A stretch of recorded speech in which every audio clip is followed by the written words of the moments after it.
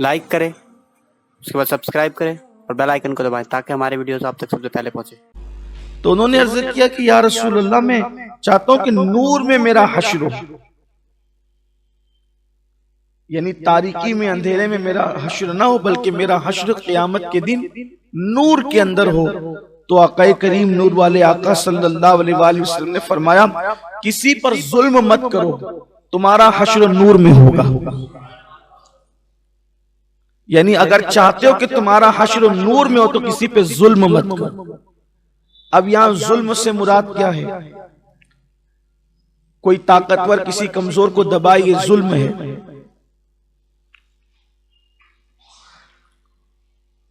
कोई बड़ा किसी छोटा, अगर किसी चीज का वो हकदार है उसको ना दे, उसका हक मार ले, तो ये जुल्म है।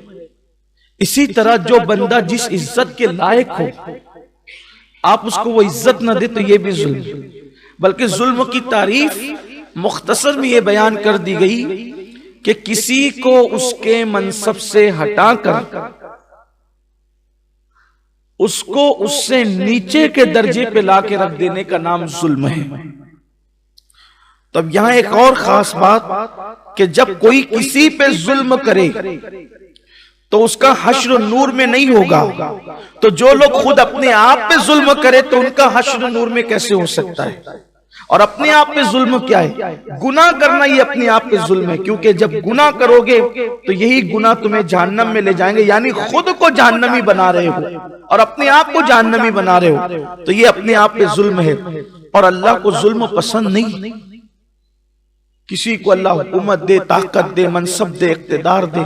आमतौर पर ऐसा होता है कि मोहल्लों के अंदर भी कुछ लोग होते हैं जिनकी चलती है तो वो दूसरों पे जुल्म करते हैं, दबा करके रखते हैं। लेकिन जुल्म की रात बहुत तवील नहीं होती, एक न एक दिन जुल्म की रात खत्म हो करके रहती है और अदल का सवेरा तुलू होता है। और ये भी खास बात है कि जब कोई बंदा जुल्म करता है तो वो जुल्म तो कर लेता है ताकत के बल पे, लेकिन उसके दिल को सुकून नहीं होता।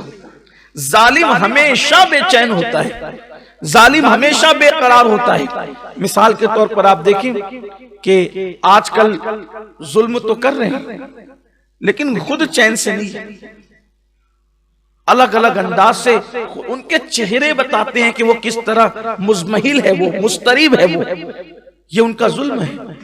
और वो वाकया कितना खूबसूरत है कि सैयदना फारूक आजम रज़ी अल्लाह ताला एक मर्तबा एक दरख्त के नीचे बकरियां चराते हुए हाथ का तकिया लगा करके सो रहे थे और एलची आया रोम का, और इस तरह सोते देखा तो उसने कत्ल करने की कोशिश भी की। वो वाकया आपको पता है और आप जानते हैं, उसको दोहराना नहीं चाहता, सिर्फ इशारा दे के गुजरना चाहता हूँ कि वो रोम का एलची आया। उसने सोचा कि जिसके नाम से कैसरो किसरा के ताजदार कांपते हो वो अकेला इस तरीके से सो रहा है, तो उठाई तलवार के उनको कत्ल कर दे, शहीद कर दे।